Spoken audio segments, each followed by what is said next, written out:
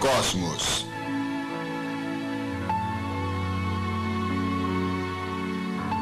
De Carl Sagan. Uma viagem pessoal. Distribuição Sinapse.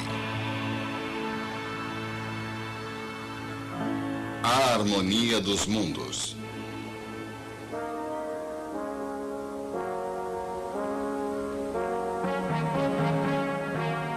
Há dois caminhos para ver as estrelas: como elas realmente são e como podemos querer que elas sejam.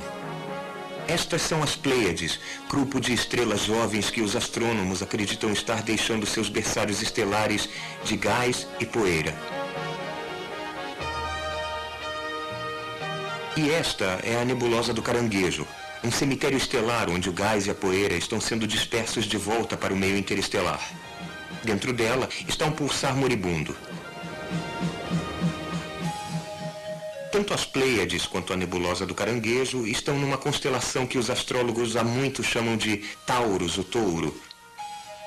Eles imaginaram que ela influenciaria a nossa vida diária.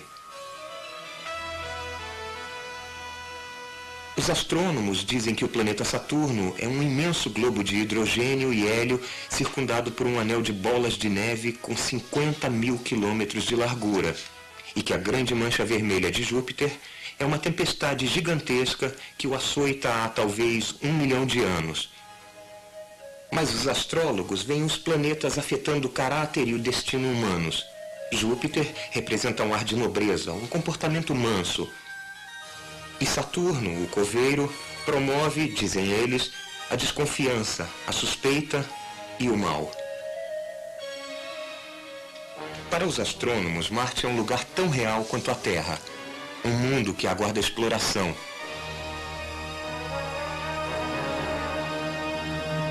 Mas os astrólogos veem Marte como um guerreiro, um instigador de discórdias, violência e destruição.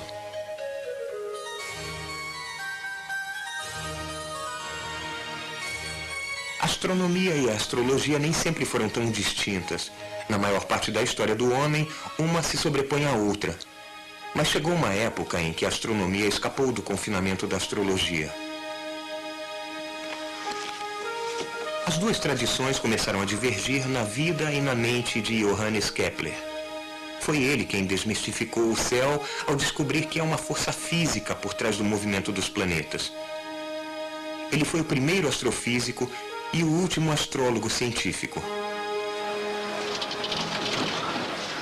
As bases intelectuais da astrologia foram varridas há 300 anos e, mesmo assim, a astrologia ainda é levada a sério por um grande número de pessoas.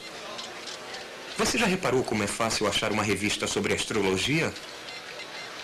Virtualmente todo jornal dos Estados Unidos tem uma coluna diária de astrologia, e quase nenhum deles tem sequer uma coluna mensal de astronomia. As pessoas usam pingentes de signos, verificam o horóscopo antes de sair de casa. E até nossa linguagem preserva uma consciência astrológica. Por exemplo, pegue a palavra desastre. Ela vem da palavra grega que quer dizer estrela má. Os italianos acreditavam que as doenças eram causadas por influência das estrelas. É a origem da palavra influenza, gripe em inglês. Os signos zodiacais usados pelos astrólogos até ornamentam esta estátua de Prometeu na cidade de Nova York. Prometeu, que roubou o fogo dos deuses.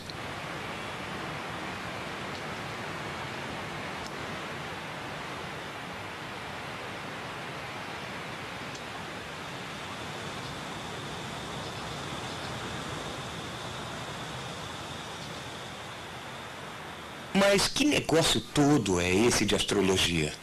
Fundamentalmente, é a alegação de que a constelação que abriga os planetas no momento do nosso nascimento influencia profundamente o nosso futuro. Há poucos milhares de anos, desenvolveu-se a ideia de que o movimento dos planetas determinava o destino dos reis, dinastias, impérios. Os astrólogos estudavam os movimentos dos planetas e perguntavam-se o que tinha acontecido na última vez em que, digamos, Vênus estava surgindo na constelação de Capricórnio. Talvez alguma coisa similar também ocorresse dessa vez. Era um negócio sutil e arriscado. Os astrólogos eram empregados apenas pelo Estado. Em muitos países, tornava-se uma ofensa capital alguém que não o astrólogo oficial ler os presságios dos céus. Por quê? Porque um bom meio de derrubar um regime era predizer sua queda. Os astrólogos da corte chinesa que fizeram predições imprecisas foram executados. Outros simplesmente remendaram os registros para que depois estivessem em perfeita conformidade com os fatos. A astrologia desenvolveu-se para uma disciplina estranha, uma mistura de observações cuidadosas, matemática e manutenção de registros com um pensamento indistinto e uma fraude devotada. Porém, a astrologia sobreviveu e vicejou. Por quê? Porque ela parece dar um significado cósmico à rotina de nossas vidas diárias. Ela alega satisfazer nosso desejo de nos sentirmos pessoalmente ligados ao universo. A astrologia sugere um fatalismo perigoso. Se nossas vidas são controladas por um conjunto de sinais de trânsito no céu, por que tentar mudar alguma coisa?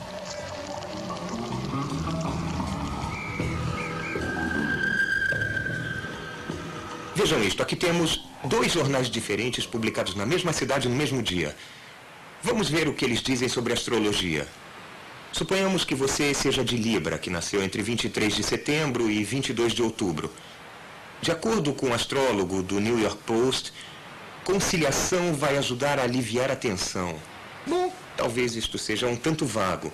E de acordo com o astrólogo do New York Daily News, exija mais de você mesmo. Bom, também é vago, mas também é muito diferente.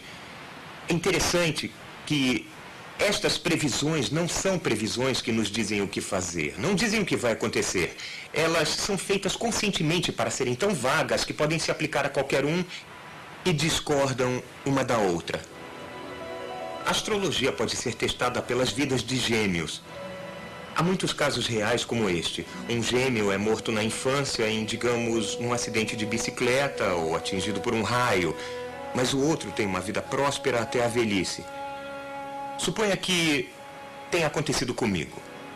O meu irmão gêmeo e eu nascemos exatamente no mesmo lugar, com diferença de minutos um do outro. Exatamente os mesmos planetas estariam exercendo influência em nossos nascimentos. Se a astrologia fosse válida, como podemos ter destinos tão profundamente diferentes?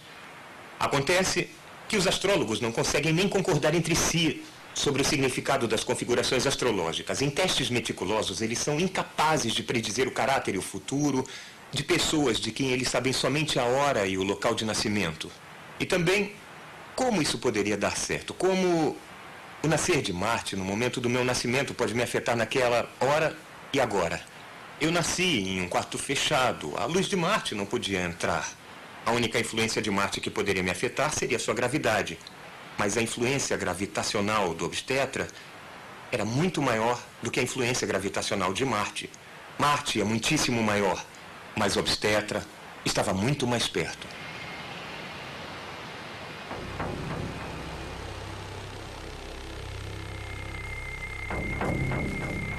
O desejo de estar ligado ao cosmo reflete-se em uma realidade profunda. Nós estamos ligados, não do jeito trivial que promete a pseudociência da astrologia, mas dos modos mais profundos.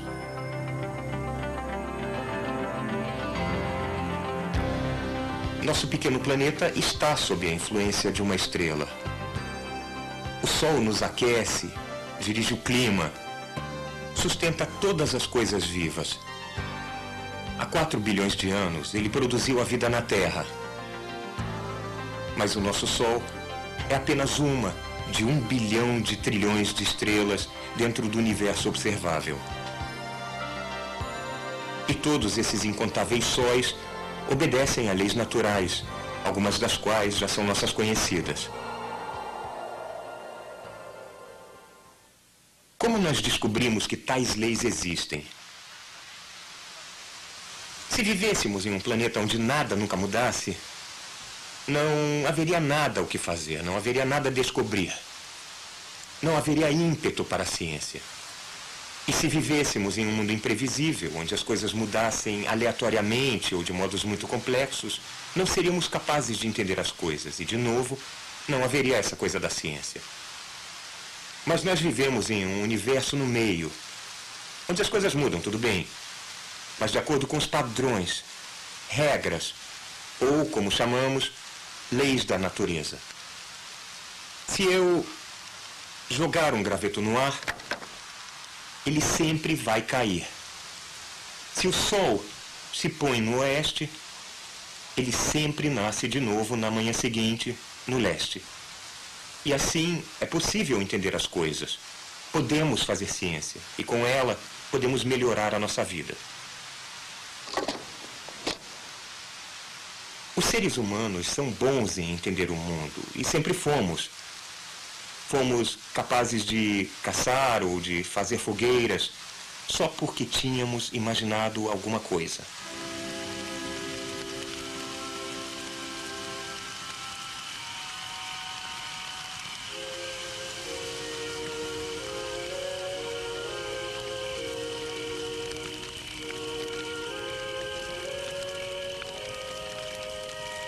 Existia uma época, antes da televisão, antes do cinema, antes do rádio e dos livros. A maior parte da existência humana foi passada nessa época. E então, com as últimas brasas da fogueira, em uma noite sem lua, nós olhamos as estrelas.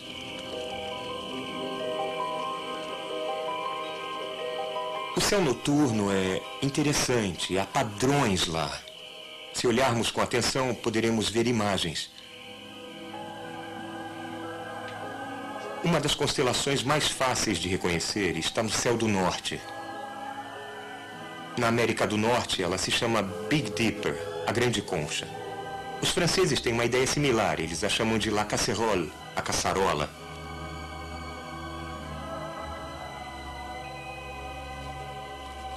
Na Inglaterra medieval, este mesmo conjunto de estrelas lembrava às pessoas um simples arado de madeira.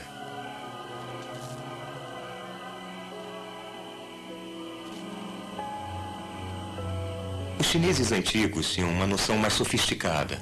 Para eles, essas estrelas levavam o burocrata celestial em sua ronda ao polo do céu, sentado em nuvens e acompanhado por seus discípulos eternamente ansiosos.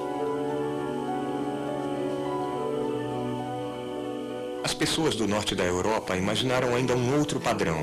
Para eles, era a carroça de Charles, ou carroção, uma carreta medieval. Mas outras culturas viram essas 7 estrelas como parte de uma imagem maior. Foi o topo de um grande urso, a ursa maior, que os antigos gregos e os americanos nativos viram em vez do cabo de uma concha. Mas com certeza a interpretação mais criativa deste grande grupo de estrelas foi a dos antigos egípcios. Eles viram uma curiosa procissão de um touro e um homem reclinado, seguidos por um hipopótamo perambulante com um crocodilo nas costas. Que maravilhosa diversidade nas imagens várias culturas viram nesta constelação em particular. Mas o mesmo é verdadeiro para todas as outras constelações. Algumas pessoas acham que essas coisas estão realmente no céu noturno, mas nós mesmos é que botamos essas imagens lá. Éramos caçadores. Então botamos caçadores e cães, leões e jovens mulheres, lá em cima nos céus. Toda sorte de coisas de nosso interesse. Quando os marujos europeus do século XVII viram pela primeira vez os céus do sul, botaram todo tipo de coisas do interesse do século XVII lá em cima. Microscópios, telescópios, bússolas e popas de navios. Se as constelações tivessem sido batizadas no século XX, acho que poríamos lá geladeiras, bicicletas, astros do rock, talvez até cogumelos nucleares. Um novo conjunto de esperanças e medos humanos posto entre as estrelas. Mas as estrelas são mais do que só imagens. Por exemplo, as estrelas sempre nascem no leste e sempre se põem no oeste, levando a noite toda para cruzar o céu se passarem a pino. Há constelações diferentes em estações diferentes. As mesmas constelações sempre nascem, digamos, no início do outono. Jamais acontece de uma nova constelação aparecer de repente no leste, uma que jamais tenha sido vista. Há uma regularidade, uma permanência, uma previsibilidade sobre as estrelas. De certo modo, elas são quase consoladoras.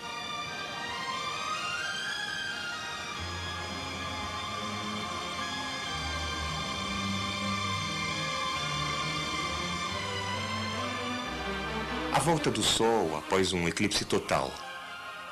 Seu nascer de manhã após uma enfadonha ausência à noite e o reaparecimento da lua crescente depois da lua nova sempre falaram aos nossos ancestrais da possibilidade de sobreviver à morte.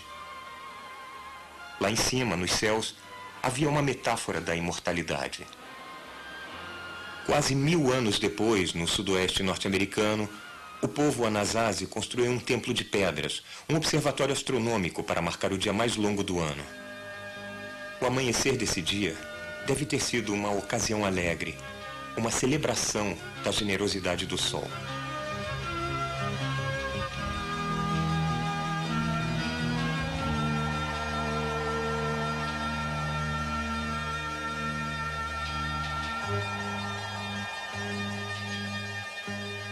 Eles construíram este calendário cerimonial para que os raios do sol penetrassem pela janela e entrassem em um nicho em particular apenas nesse dia.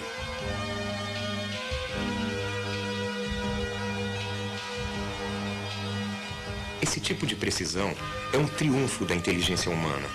Ele sobrevive aos seus criadores. Hoje, isto aqui é um local solitário.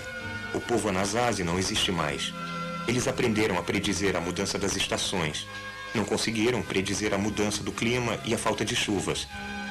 Mas o templo deles continua a captar os primeiros raios de sol no solstício de verão.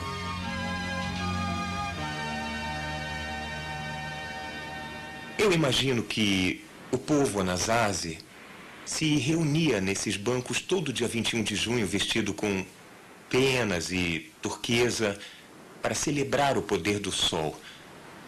Estes nichos superiores, que são 28, podem representar o número de dias para a Lua reaparecer na mesma constelação.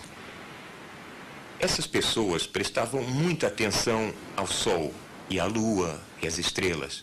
E dispositivos baseados em desenhos de certa forma similares são encontrados em Angkor Wat, no Camboja, em Stonehenge, na Inglaterra, em Abu Simbel, no Egito, em Chichén Itzá, no México e nas grandes planícies da América do Norte. Bom, por que as pessoas no mundo inteiro teriam tanto trabalho para aprender astronomia? Era literalmente uma questão de vida e morte ser capaz de predizer as estações. Nós caçávamos antílopes ou búfalos, cujas migrações iam e voltavam com as estações. As frutas e as nozes estavam prontas para ser colhidas em algumas épocas e em outras não. Quando inventamos a agricultura, tínhamos que cuidar das sementes, semear o solo e colher as safras na estação certa. Encontros anuais de povos nômades que vinham de longe eram marcados em épocas recomendadas. Bom, alguns dispositivos alegados para fins de calendário podiam ser devidos ao acaso, por exemplo, o alinhamento acidental de uma janela e um nicho, mas há outros dispositivos maravilhosamente diferentes.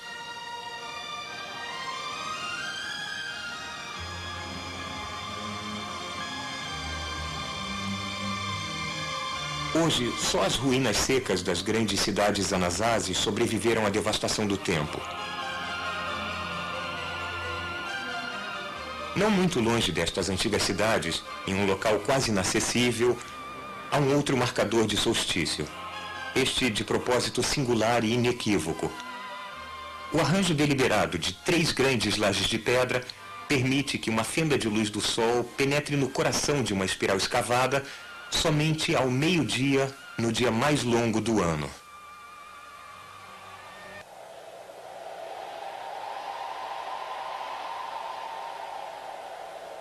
O vento açoita os canyons aqui no sudoeste norte-americano e ninguém ouve, além de nós.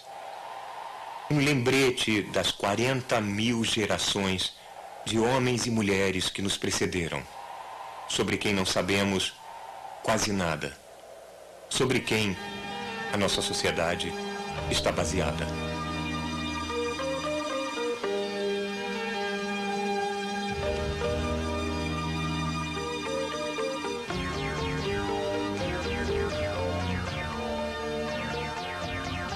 Quando nossos ancestrais pré-históricos estudaram o céu depois do pôr do sol, observaram que algumas estrelas não estavam fixadas de acordo com o padrão constante das constelações. Em vez disso, 5 delas se deslocaram, avançando lentamente pelo céu, depois voltando por uns meses, depois avançando de novo, como se não conseguissem decidir o que queriam. Nós as chamamos de planetas, que quer dizer errantes em grego. Esses planetas apresentavam um mistério profundo. A primeira explicação foi que eles eram seres vivos. Se não, como explicar seu estranho comportamento em forma de laços? Depois, pensou-se que eles eram deuses, e depois influências astrológicas saídas do corpo. Mas a verdadeira solução deste mistério particular é que os planetas são mundos, que a Terra é um deles e que todos eles giram em torno do Sol de acordo com leis matemáticas precisas. Esta descoberta levou diretamente à nossa moderna civilização global. A mistura de imaginação com observação produziu uma descrição exata do sistema solar. Só então pôde-se responder à pergunta fundamental. Aqui está na raiz da ciência moderna. O que faz tudo se deslocar? Há 2000 anos, esta pergunta nem teria sido feita. A visão prevalecente tinha sido formulada por Cláudio Ptolomeu, um astrônomo alexandrino e também o preeminente astrólogo de sua época. Ptolomeu acreditava que a Terra era o centro do universo, que o Sol, a Lua e os planetas, como Marte, giravam à volta da Terra. É a ideia mais natural do mundo. A Terra parece firme, sólida, imóvel, enquanto podemos ver os corpos pesados nascendo e se pondo todo dia. Mas então, como explicar o movimento giratório dos planetas no céu? Marte, por exemplo. Esta máquina mostra o modelo de Ptolomeu. Imaginava-se que os planetas giravam em volta da Terra, presos a esferas perfeitas de cristal, mas não presos diretamente às esferas, e sim indiretamente, através de um tipo de roda fora do centro. A esfera roda, a pequena roda gira, e como visto da Terra, Marte faz a sua órbita.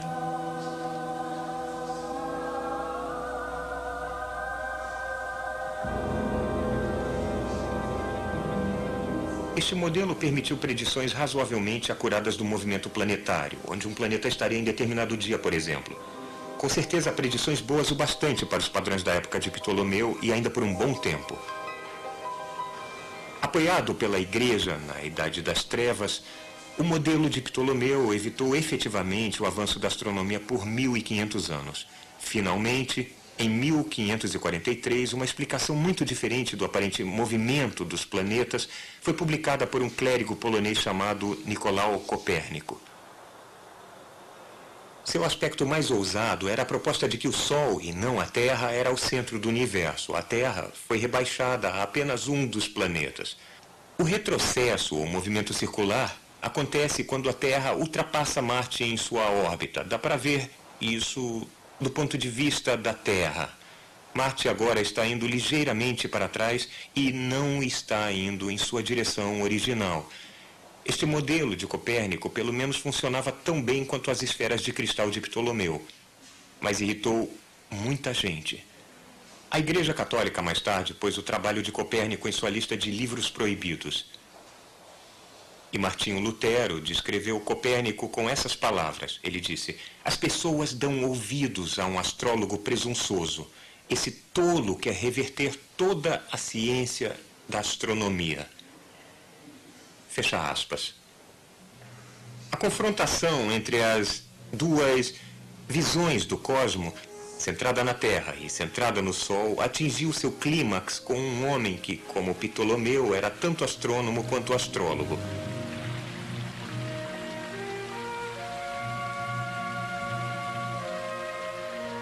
Ele viveu numa época em que o espírito humano estava restrito e a mente acorrentada. Quando imaginava-se que havia anjos e demônios e esferas de cristal lá em cima no céu. Ainda faltava à ciência a menor noção das leis físicas que sustentam a natureza. Mas a luta corajosa e solitária desse homem era prover a centelha que acendeu a revolução científica moderna. Johannes Kepler nasceu na Alemanha em 1571. Ele foi mandado para a escola seminarística protestante na cidade provinciana de Maulbronn para ser educado pelos clérigos. Era uma vida rigorosa e disciplinada. Levantar antes do amanhecer para começar um longo dia de orações e estudos.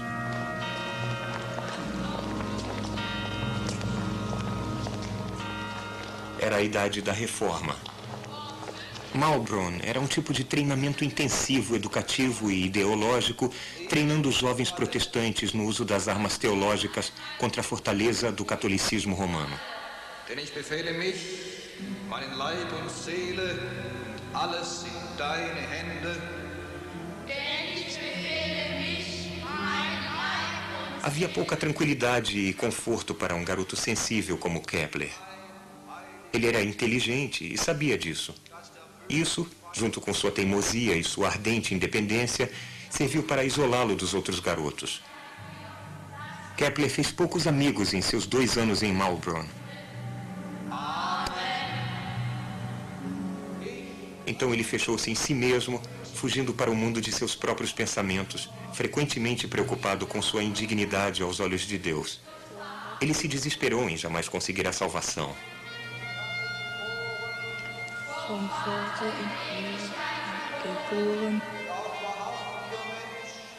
Mas Deus, para ele, era mais do que punição. Deus também era o poder criativo do universo. E a curiosidade do jovem Kepler sobre Deus era maior ainda do que seu medo. Ele queria saber o plano de Deus para o mundo. Ele queria ler a mente de Deus. Esta era sua obsessão. Isto iria inspirar todos os seus grandes empreendimentos. Isto iria tirá-lo e a Europa do claustro do pensamento medieval.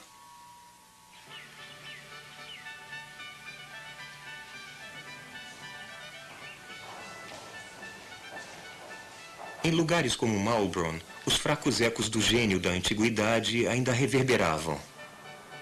Aqui, além da teologia, Kepler estudava grego, latim, música e matemática. Mas foi na geometria que ele vislumbrou a imagem da perfeição.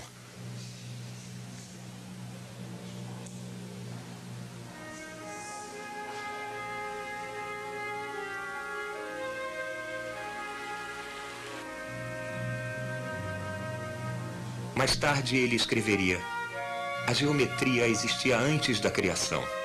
Ela é coeterna com a mente de Deus. A geometria deu a Deus um modelo para a criação. A geometria é o próprio Deus.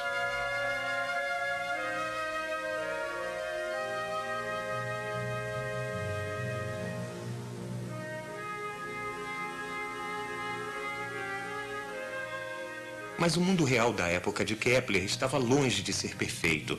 Era assombrado pelo medo, pela peste, fome e guerra. A superstição era um recurso normal para pessoas sem forças. Só uma coisa parecia certa: as próprias estrelas. Lembrou-se que em tempos antigos o astrólogo Ptolomeu e o sábio Pitágoras ensinaram que o céu era harmonioso e imutável. E Ptolomeu tinha dito que o movimento dos planetas através das estrelas do zodíaco eram presságios dos fatos aqui embaixo. Foi a influência de Marte e Vênus que fez de seu pai um homem brutal, um mercenário que o abandonou?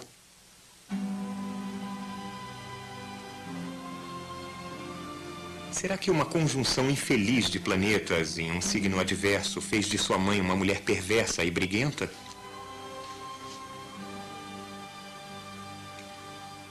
Se tais coisas fossem predestinadas pelas estrelas, então talvez houvesse padrões ocultos sustentando o caos imprevisível da vida diária.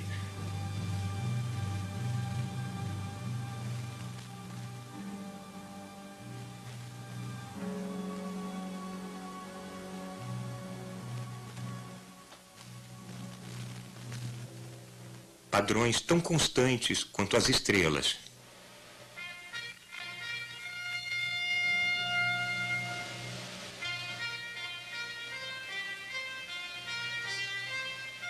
Mas como se pode descobri-los? Por onde começar? Se o mundo e tudo nele foi obra de Deus, então não se devia começar com um estudo cuidadoso da realidade física? A criação toda não foi uma expressão das harmonias na mente de Deus? O livro da natureza esperou 1500 anos por um leitor.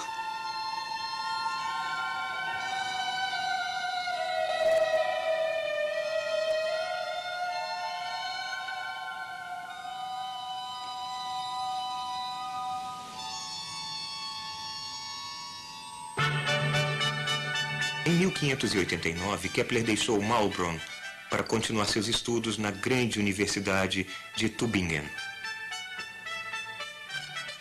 Foi uma liberação encontrar-se entre as correntes intelectuais mais vitais da época. Um de seus professores revelou a ele as ideias revolucionárias de Copérnico. Kepler apreciou essa comunidade urbana erudita. Aqui, o seu gênio era finalmente reconhecido.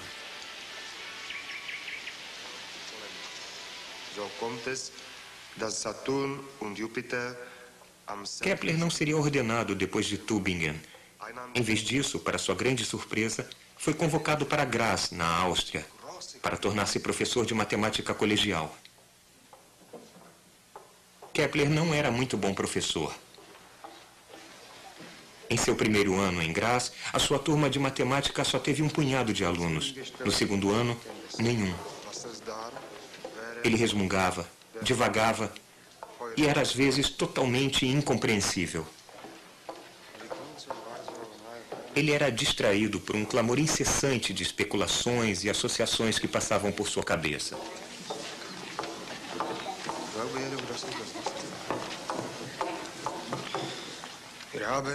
E numa agradável tarde de verão, com seus alunos querendo o fim da aula, ele foi tomado por uma revelação que ia alterar radicalmente o curso futuro da astronomia e do mundo.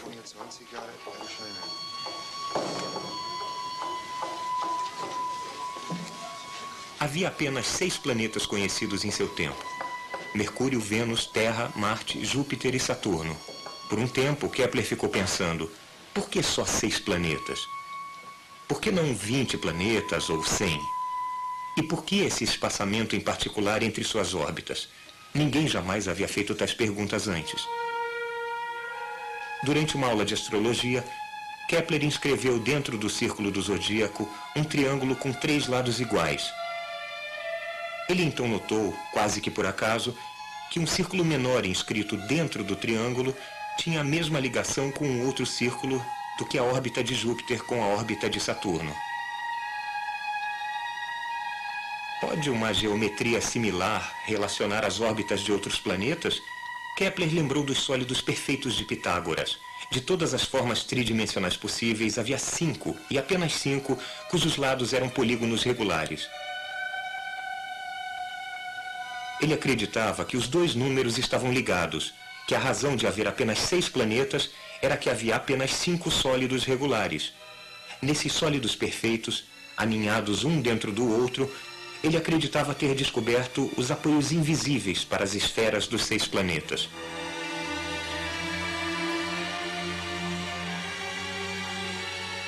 E esta ligação entre geometria e astronomia podia, pensou ele, admitir uma única explicação: a mão de Deus matemático.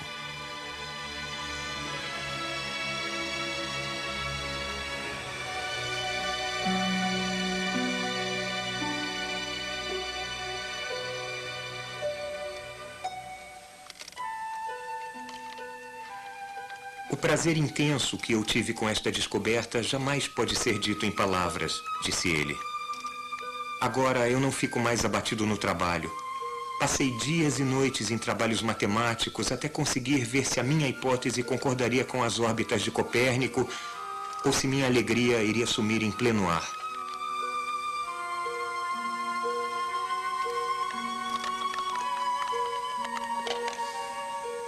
Mas não importa o quanto ele tenha tentado.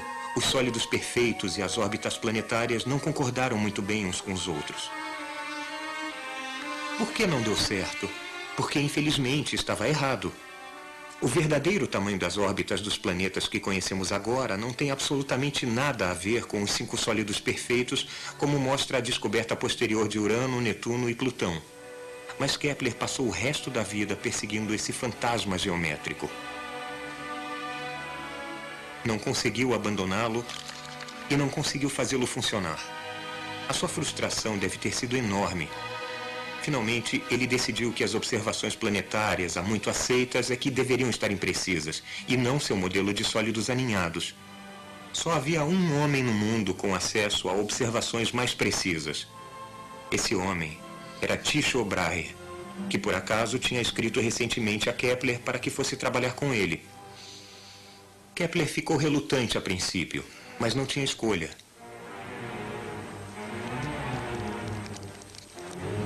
Em 1598, uma onda de opressão envolveu Graz. Ela foi encabeçada pelo arquiduque local, que jurou restaurar a fé católica na província e, em suas próprias palavras, preferia fazer do país um deserto a governar hereges.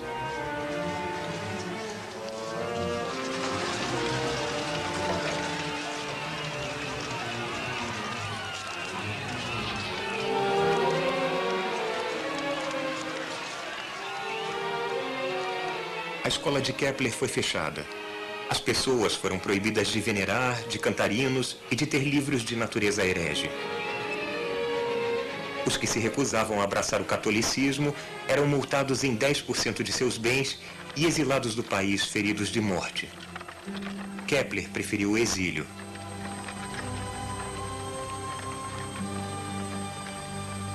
Hipocrisia eu nunca aprendi. Eu falo sério sobre fé. Não brinco com isso.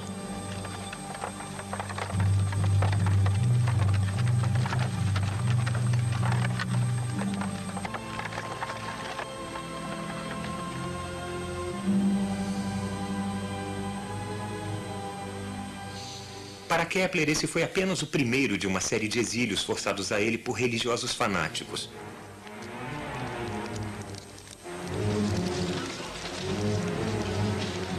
Agora ele resolveu aceitar o convite aberto de Tycho Brahe. Brahe, um rico nobre dinamarquês, vivia em grande esplendor e recentemente tinha sido designado matemático imperial em Praga. Kepler deixou Graz com a esposa e a enteada e partiu para a difícil jornada. A esposa de Kepler não era uma mulher feliz. Ela era cronicamente doente e tinha perdido 2 crianças. O próprio casamento não era um conforto. Ela não entendia o trabalho do marido e via sua profissão com desprezo.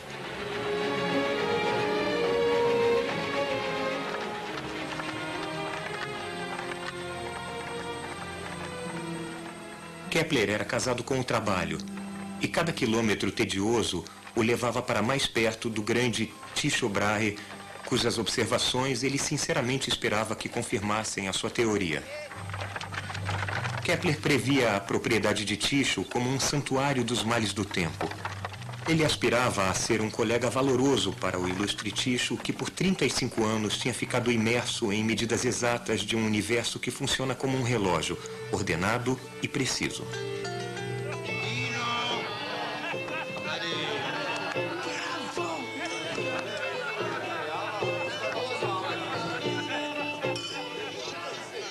Mas a corte de Tycho não era nada do que Kepler esperava.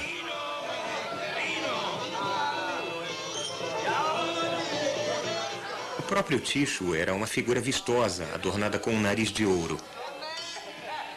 O original tinha sido perdido em um duelo com um estudante para ver quem era superior como matemático. E ele mantinha um séquito quase circense de assistentes, parentes distantes e parasitas diversos.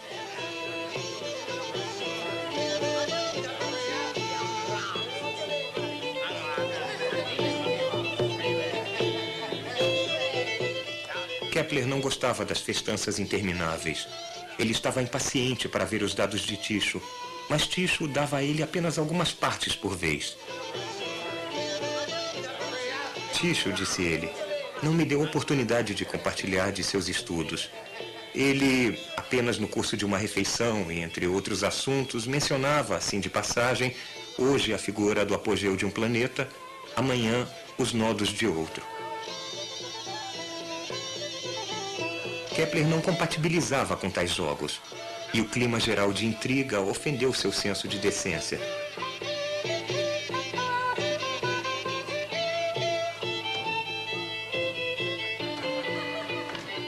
A zombaria cruel de todos para com o respeitoso e erudito Kepler o deprimiu e o entristeceu. A minha opinião de Tycho é esta. Ele é superlativamente rico, mas não sabe como fazer um uso adequado disso. Tycho possui as melhores observações. Também tem colaboradores. Só lhe falta o arquiteto que daria utilidade a isso tudo.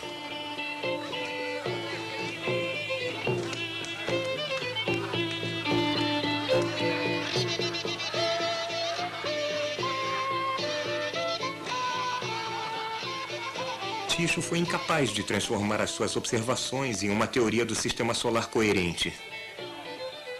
Ele sabia que precisava da ajuda do brilhante Kepler, mas simplesmente entregar o trabalho de sua vida a um rival em potencial, isso era impensável.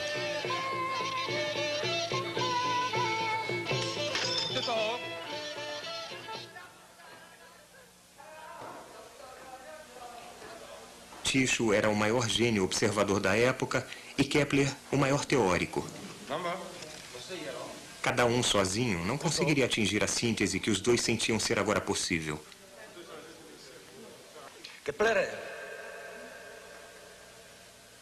O nascimento da ciência moderna, que é a fusão da observação e da teoria, balançava no precipício de sua desconfiança mútua.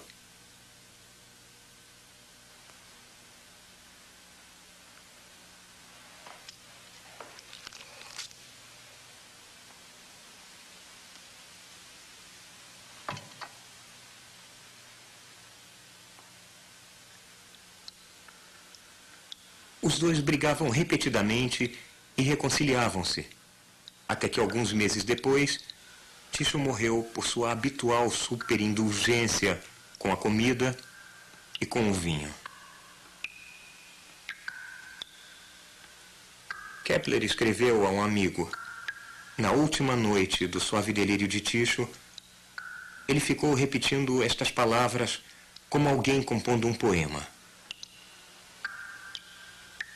Não deixem parecer que eu vivi em vão. Não deixem parecer que eu vivi em vão.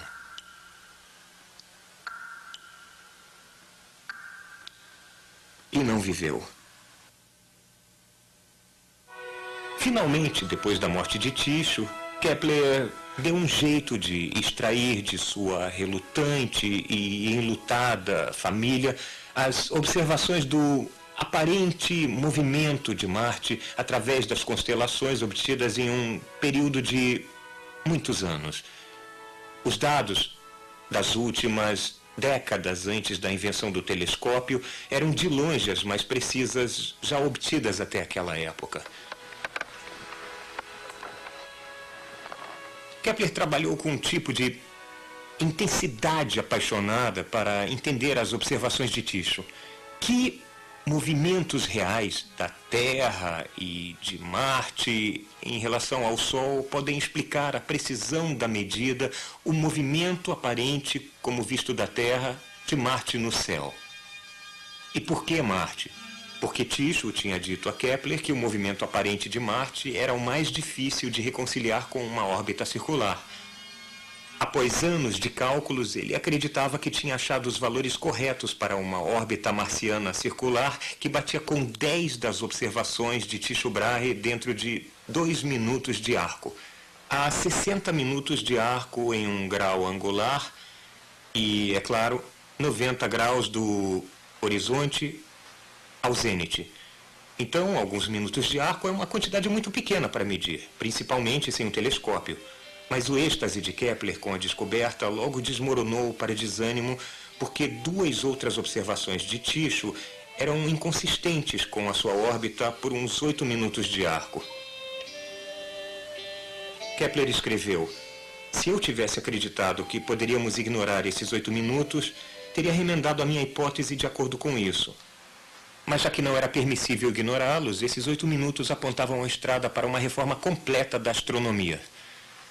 A diferença entre uma órbita circular e uma órbita verdadeira de Marte poderia ser distinguida só por medidas precisas e por uma corajosa aceitação dos fatos. Kepler estava profundamente chateado por ter que abandonar uma órbita circular.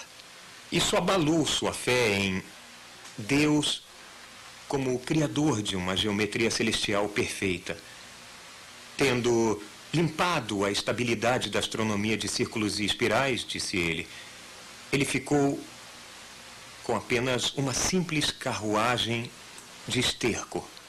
Ele tentou várias curvas ovais mal calculadas, cometeu alguns erros aritméticos que o fizeram de fato rejeitar a resposta correta, e meses depois, em certo desespero, tentou a fórmula pela primeira vez para uma elipse.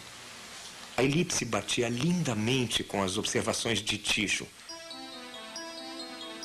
Em tal órbita, o Sol não está no centro, mas sim descentrado. Está em um foco da elipse. Quando um dado planeta está no ponto mais distante em sua órbita do Sol, ele se move mais devagar. Ao se aproximar do ponto próximo, ele acelera. É por tal movimento que nós descrevemos os planetas como sempre caindo em direção ao Sol, mas nunca o atingindo. A primeira lei de Kepler do movimento planetário é simples assim. Um planeta se move em elipse com o Sol em um foco. Enquanto o planeta se move ao longo de sua órbita, ele cobre, em um dado período de tempo, uma área imaginária em forma de cunha. Quando o planeta está longe do Sol, a área é comprida e fina. Quando o planeta está próximo do Sol, a área é curta e atarracada. Embora as formas dessas cunhas fossem diferentes, Kepler descobriu que suas áreas são exatamente as mesmas. Isto permitiu uma descrição matemática precisa de como um planeta muda sua velocidade em relação à sua distância do Sol. Agora, pela primeira vez, os astrônomos podiam predizer exatamente onde um planeta estaria de acordo com uma lei simples e invariável. A segunda lei de Kepler é esta: um planeta cobre áreas iguais em tempos iguais. As duas primeiras leis do movimento planetário podem ser um tanto remotas e abstratas, mas tudo bem, os planetas se movem em elipses e cobrem áreas iguais em tempos iguais, mas e daí? Não é fácil compreender o movimento circular. Nós temos uma tendência a rejeitar isso, a dizer que é puro trabalho matemático mal feito, ou uma coisa removida da vida diária. Mas é a essas leis que o nosso próprio planeta obedece, enquanto nós, colados pela gravidade à superfície da Terra, nos lançamos ao espaço. Nós nos movemos de acordo com as leis da natureza, que Kepler tinha descoberto.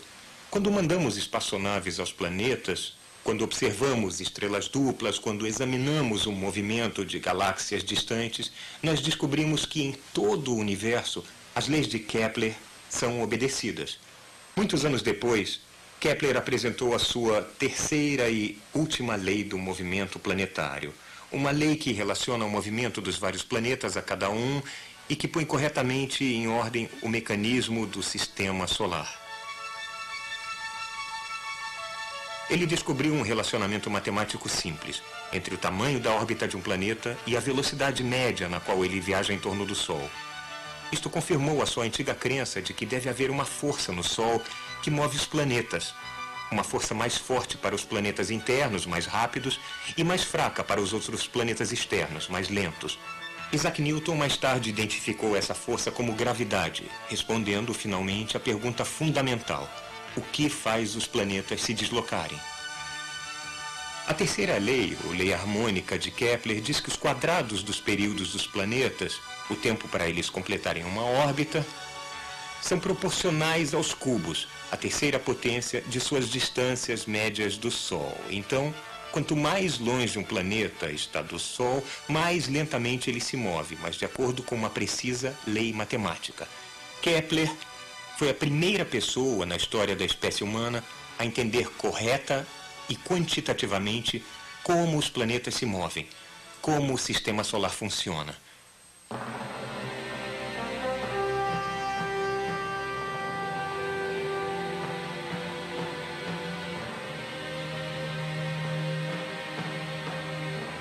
O o homem que buscava harmonia no cosmo estava fadado a viver em uma época de excepcional discórdia na Terra. Exatamente 8 dias depois de Kepler descobrir a sua terceira lei, ocorreu em Praga um incidente que desencadeou a devastadora Guerra dos 30 Anos. As convulsões da guerra estilhaçaram as vidas de milhões de pessoas. Kepler perdeu a esposa e o filho pequeno para uma epidemia espalhada pelos soldados. O seu protetor real fora deposto e ele foi excomungado da Igreja Luterana por sua independência intransigente em questões de crença. Ele era um refugiado de novo. O conflito, retratado pelos dois lados como uma guerra santa, era mais uma exploração do fanatismo religioso pelos que tinham fome de terra e poder.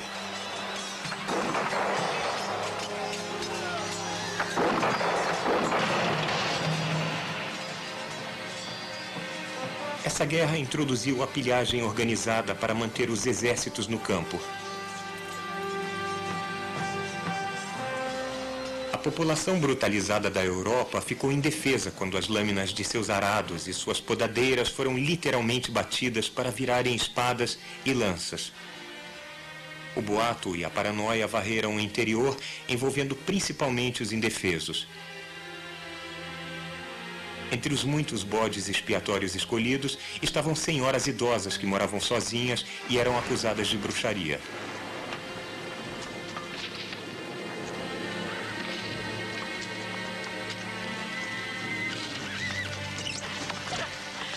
A mãe de Kepler foi levada no meio da noite em um baú de roupas sujas. Kepler levou 6 anos de esforços incessantes para salvar a vida de sua mãe. Na pequena cidade natal de Kepler, cerca de 3 mulheres eram presas, torturadas e mortas como bruxas todos os anos, entre 1615 e 1629. E Catarina Kepler era uma velha rabugenta. Ela se engajou em disputas que irritaram a nobreza local e vendia drogas. O pobre Kepler achou que ele próprio tinha contribuído inadvertidamente para a prisão da mãe. Isso surgiu porque ele tinha escrito um dos primeiros trabalhos de ficção científica. A intenção era explicar e popularizar a ciência. E o trabalho se chamava Somnium, o sonho.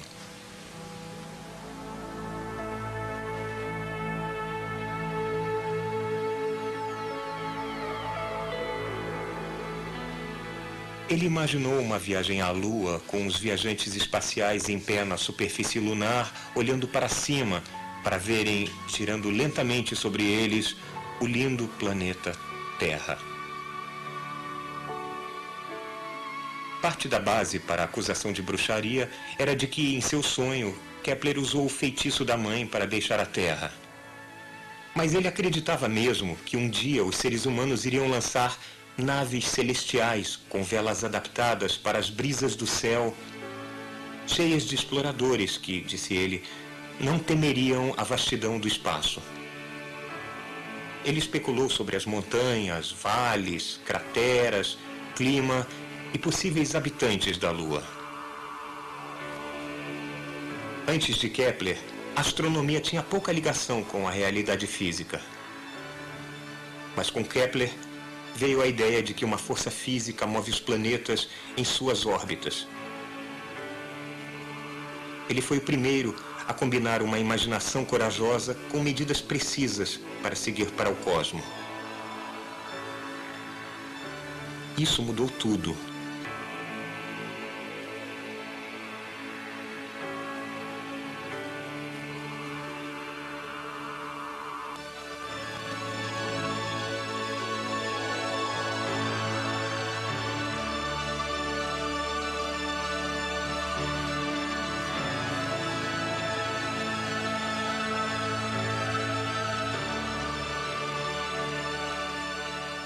Essa fusão de fatos com sonhos abriu o caminho para as estrelas.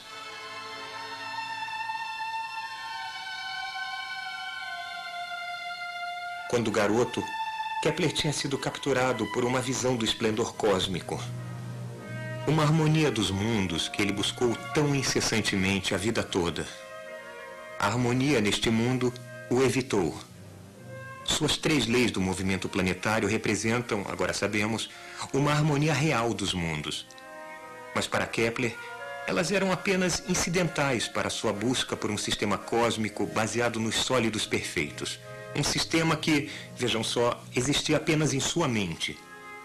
Mesmo assim, com seu trabalho, nós descobrimos que as leis científicas permeiam toda a natureza, que as mesmas regras se aplicam na Terra como no céu, que podemos achar uma repercussão, uma harmonia entre o modo como pensamos e o modo como o mundo funciona. Quando descobriu que suas crenças há muito estimadas não concordavam com as observações mais precisas, ele aceitou os fatos desconfortáveis. Ele preferiu a dura verdade às suas ilusões mais caras. Isto é o coração da ciência. Versão brasileira MG Studio.